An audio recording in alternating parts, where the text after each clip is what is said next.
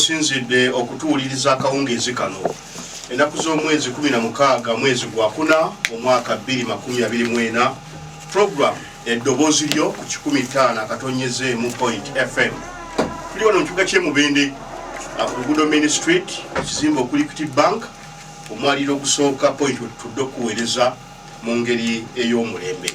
Nze musajja wa Kabaka Matumbwe Henry Amon Lubega Nakayonga okwanjulira n'okutuusaako enteekateeka y'olunaku olwaleero. Tuba kutambula okuva obudde buno paka ssaawa 3 tutuuseeko amawulire gaffe ate ku ssaawa 3 ne pulogulaamu eziddako mu maaso awo. Funye ebirungi olunaku olwaleero njagala okwebaza naye ng'embeera okwetoola eggwanga tojja kugamba nti yasanyu kubanga akeediimo kafuusa akeediimo okwetoola eggwanga era sigenda kubuulira nsonga ndala yonna yonna okujja okutegeeza nti abasuubuzi baggadde amaduuka gabwe olunaku olwaleero kale kyaddawa ne Mubende amaduuka gasibye Maggale bw'ogenda bitundu by'eggwanga eby'enjawulo Mityana Kampala n'ewalala abasuubuzi baggaddewo amaduuka lwa nsonga ya misolo egisukkiridde giba binikibwa buli kaseera n'egimu ne gijja nti banze bategeeza lwaki gizze naki bagakisasula batya mu mbeera efaana bwetyo. Sigenda kugamba bingi naye olunaku olwaleero pulogulaamu eno ninamu abasuubuzi benyina mu studio. Hajati nkwaniriza nnyabo nina Hajati wano ye Hajati Hadija Subuga. Olunaku olwaleero abasuubuzi ba Mubende abawulidde nga ddakyetaagisa bakuŋŋaanidde ku Muteesa wali ebaako ensonga ze boogerako ezibanyiga bavuddeyo nga balonze obukulembeze obw'ekiseera era ne balonda Hajati Hadija Subuga nga chairperson waabwe w'ekiseera ku lw'ensonga ze bagenda otubuulira ez'enjawulo. Hajati nkwaniriza buuza kwawuliriza. Neeyanziza nnyo ssebo moderator. Abawuliriza abaffe abalungi mbalamusizza nnyo buli omu mu kiti kye era nga mbassaamu ekitiibwa.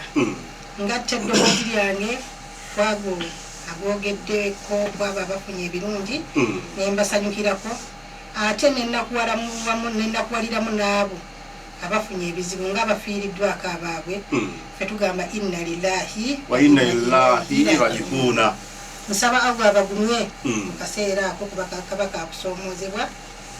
Mwenna abalwadde mbasaasira nsaba Allah abasuuse abalina ebizibu ebitali bimu naddala nnyo bannakazadde b'eggwanga abali ku bitanda eyo abali mu lutalo olw'okusumuluka nsaba Allah nammwe abayise mu lutalo olwo muzaale bulungi abagenda okulongoosebwa nammwe muyitemu bulungi.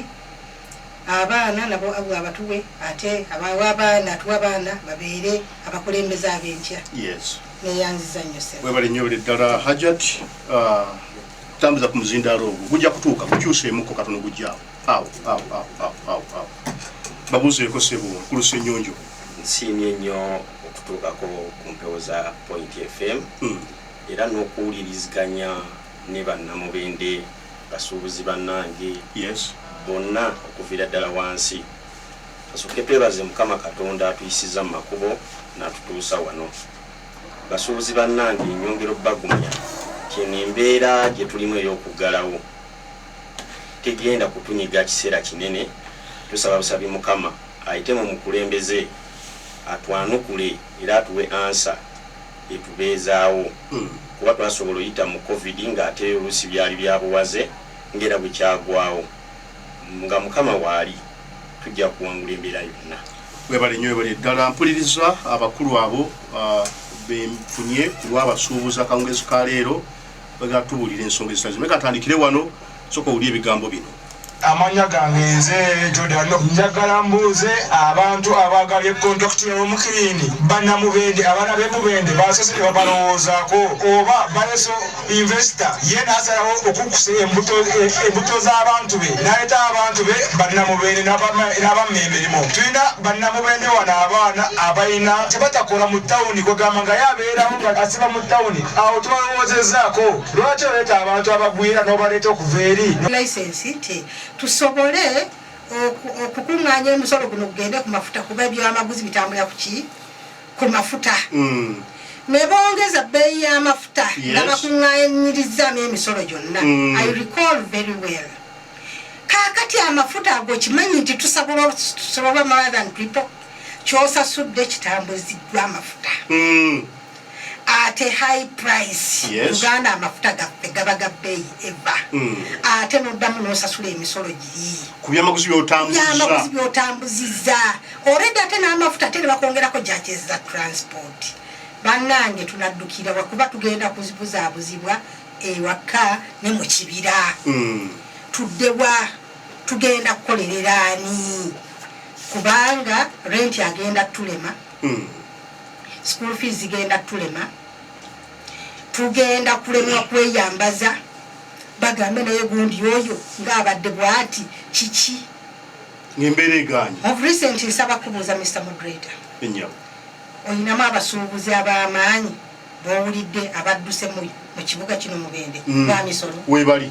can you tell me some of them Doni no it's an open secret let me talk about only one Doni petrol station ekyagira bamu lwaki ndoza yasoga ya misolo kakati ate abalala kinno omusaagala kolaki kuboogera fenna bw'okwata kamera n'olingizaako mu bizinesi zaffe kiri bubi ate what hurts most yenkola eyo enakugamba nti oli mu system oguze teeka mu system kakati bw'ogula teeka mu system byebala byokka n'olabanga buli kimu kiri wali naye tamanyi bulumi ki bw'oba oyiseemu okulaba tatunuulira birabirira ku bizinensi eyo exactly abantu abasinga tubadde tusobola ekampala eyo ne bagaba bannange bizinesi ezizibu tuzivuddemu kubanga charges ziri very high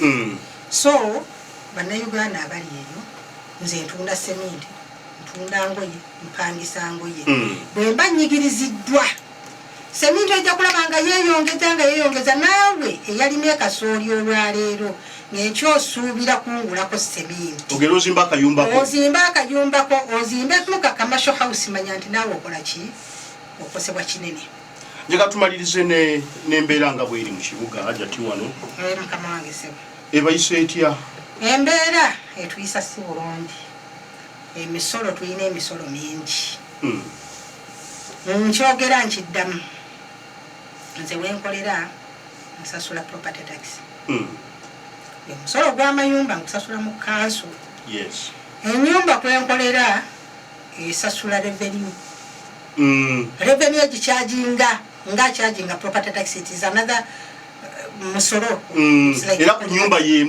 yeemu kanso ekyajinga separate ne revenue ekyajinga separate then ne bakuga leeta income tax sasula leeta trading license nozisasula leeta license eya revenue leave alone emisolo emeka etaano as if that is not bad enough novayo nga mubutuufu noga kangende mbuzaabulize muno mu kamotoka muno embeera ngenda kwebuzaabulizamu n'amafuta ojja wondo wampolampola nosangayo owekitayiraga leeta sente eza paaki ate wosasulira you people is it really fair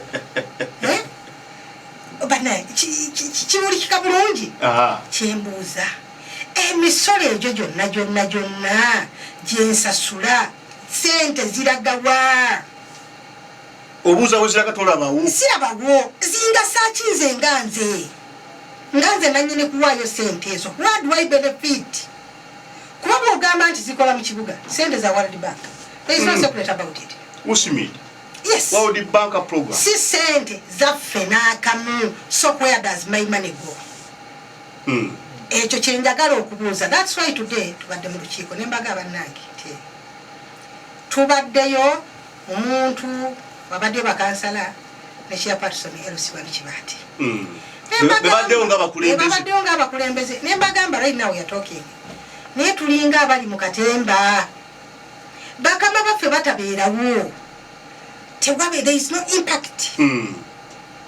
nembagamba singa meya abaddewo town clerk abaddewo LC5 chairman abaddewo singa ne RDC babaawo let's bring out these points nabo bamanye nti tumanye nti nabo bali naffe kuba tebakulembera bizimbe ate ebizimbe bizimbibwa bantu bakulembera ffe bantu without us tebasobola kuba bakulembeze. Why haven't they been with Nengat? I gave it a benefit of doubt. Nti maybe about yao tebategezebwa officially.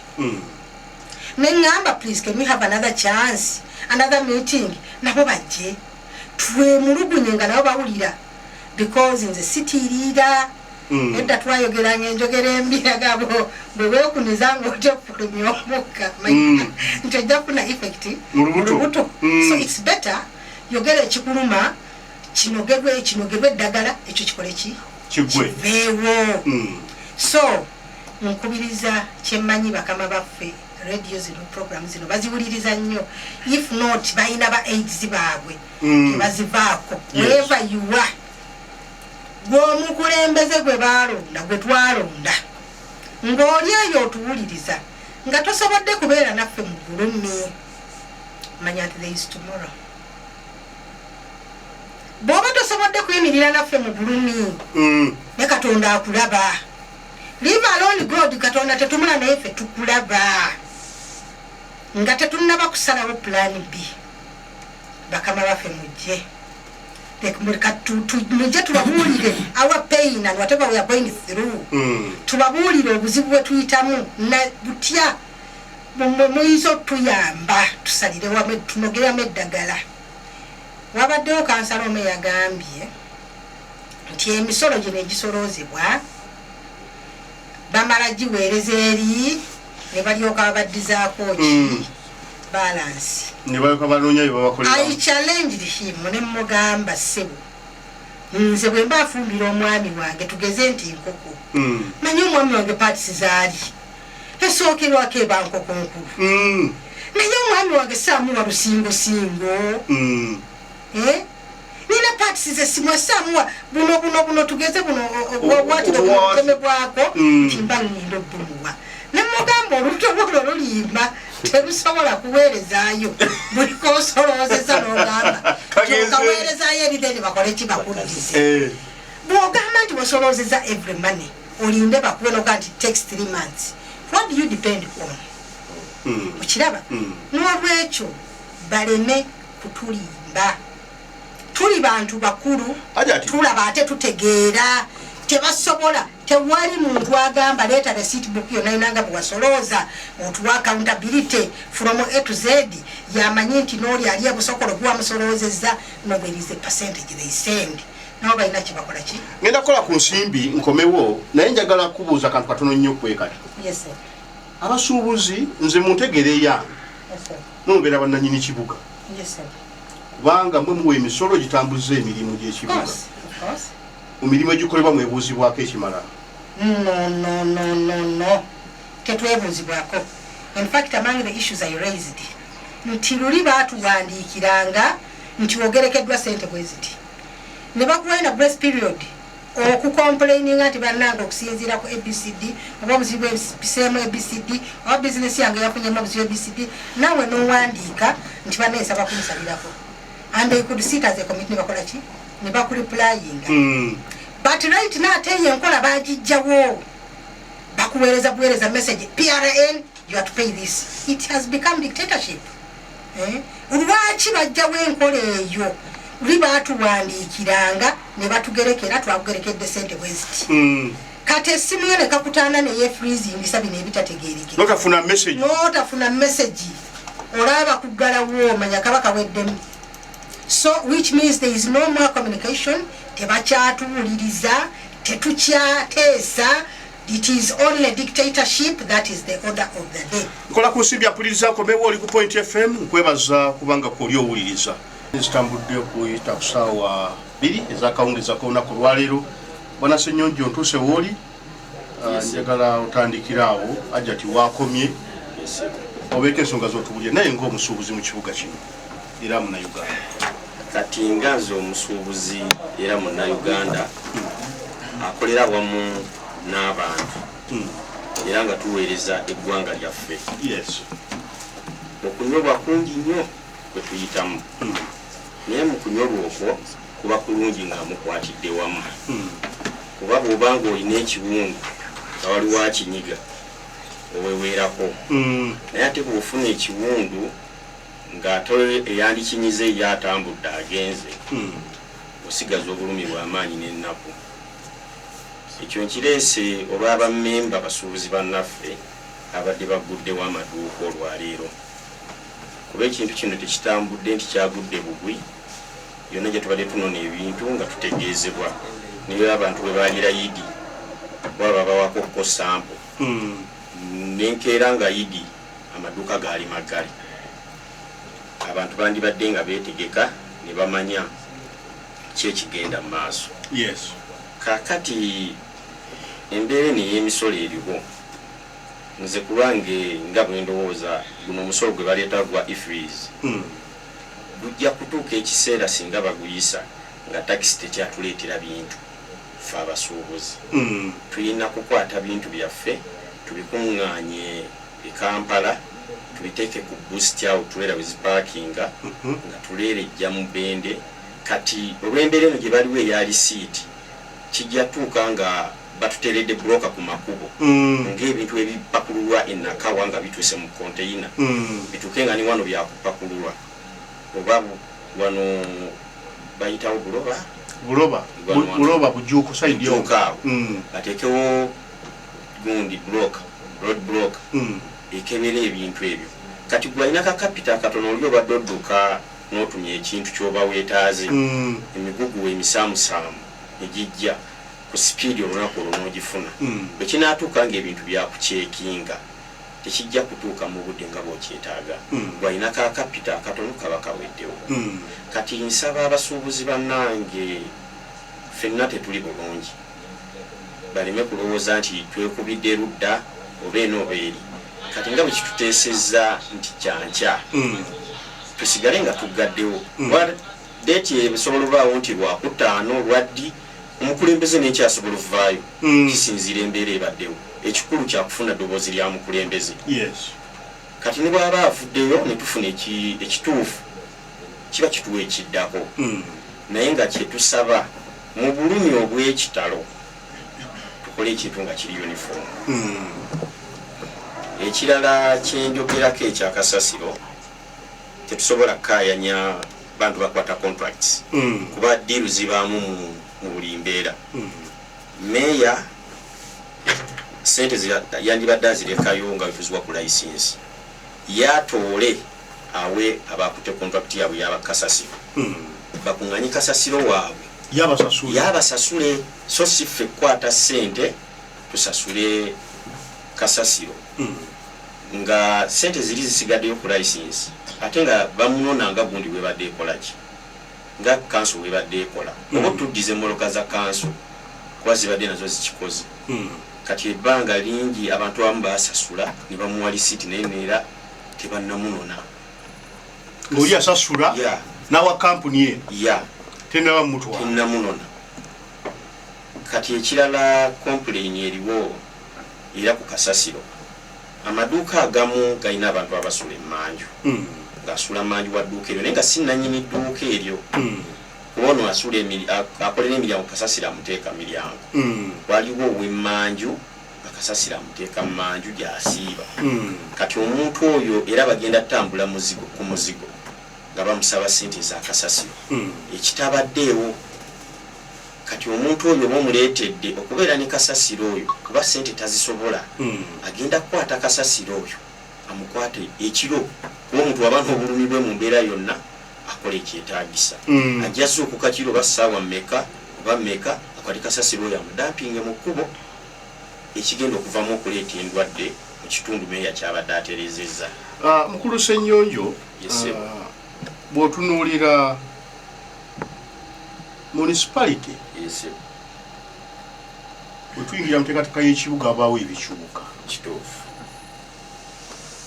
naye ate abantu abakirimu tebabayoolamu nga tuyingidde ekibuga ne bayibwamu abalala kitegeeza bennyininyini abalimu bakola ekibuga kituufu puroguramu eno eya contractor bw'owuliriza abakulembeze abamu bagamba nti mmwe bannakibuga ensonga eno mugimanyi bulungi nnyo babakubamu enkiiko mu ngeri y'okubeebuuzaako n'okubamanyisa ku nteekateeka eno kituufu mumanyi kati ekyenkiiko nga nze omu n'abanninaanye kubeera kasasiro bamuyina kiraga nti tetwakimanyaako kuba bwe baali batugamba osasula layisinsi bayisaamu emmotoka eranga lwaki ku kyakasasiro tebayisaamu emmotoka eranga esobole okutegeeza abatuuze nti abatuuze miitingi eri wano na wano oba neeyimirira nga bweyimirira mu bitundu ebimu ng'egenda eranga nti waliwo abagenda okujja osolooza kasasiro sente bwe ziti ate ekirala sente tezandibadde mbi naye toyinza kulinnya siringi 8 kalamba okuva ku 12 n'obuka paka ku mutwalo nage badde enkolera ekibalo olwaleero nakikozeeko nejjo wano wekitibwa meeya alina bwe yayogeredde nti kasasiro badde bamuyoola ebitundu 48 ku 100 bwetula percentage eyo aba akyalimu mungi mu bantu bwe bavudde okufuna ekirowoozo ky'okweta kontrakita abayambeko bongere okuyoola kasasiro ave mu bantu ebitundu 48 ku 100 kitegeeza wadde omuyoolera ku 2000 ng'oyoola percentage eyo bazibadde zisasulibwa buli omu nga singa olinyisaako 20,000 n'oweza 4,000 omuntu zasasulya kasasiro ogenda kuyoola ebitundu 96 ku 100 ng'omuntu awadde 10,000 naawe bw'obanga obuuse kuva ku 20,000 ng'oyoola 48% n'ogenda ku mutwalo ogenda kuyoola percentage yenkana kyolwo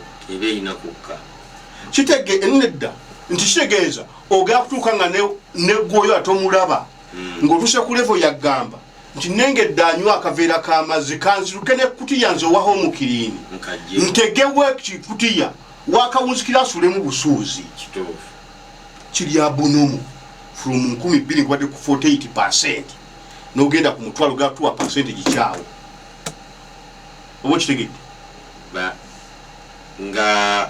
nga wanalinyisiza sente nti olinyisiza sente obadde owa 2 omuntu adde akuwa 2 ng'okola 48% kali bw'omutute ku mutwalo kuba kuwongerako 2 n'oweza 4 10,000 oba ogera kuyoola 96%. 40 times 2 ye 96%. Singa abakuwadde 10,000 obudde buno omuntu omusaba mutwalo nti bw'oba 96% bw'oyinza okuba kasasiro atumye mu kibuga wano ng'ola 96% ayinza okuddamu netuma mu kibuga n'okasasiro kale omutwalo gwaki abantu kye babuuza ekyo nti sente nga zipaaluuse ekyo kibadde oyogera kati sente okupaaluuka era gya kye yagambye ekipaaluusiza sente omuntu yazze buzina bintu bye singa abadde wa muno nga tumuteeseteese yanditwanguyidde naye omuntu gwe baasuddewo obusuuzi n'ebintu bye azze n'abakozi babe ngere bagayi bwakolera agenda kupangisaawo nebyalese olumu byakupangisa omuwendo gw'abaana gweyongedde gwakozesa kyava olaba nga alinyisiza naye ate twandibadde tutunulira nnyo ekitundu mwotadde ekintu kyoleese banaakisobola bw'obadde osolooza 2,000 bakuwadde bameka oba mulimu ababadde batawa naye ng'alwana n'agatta mu kutya ya munnaasasula kati siba kukwata mutwalo gwange nga ngusasudde ate nsasulire gwaleese mu kutya yange mba nja kukugoba nti kugamba owaayi kasasiro yalinnye ndeka ntekemu owange kuba tuba tusuubira kanaaba katono jamuga nera bwobusasiro bwotwala bwomutwalo kati tuba kyetaaga ne baddayo ne batuzaayo webale nnyo webali eddala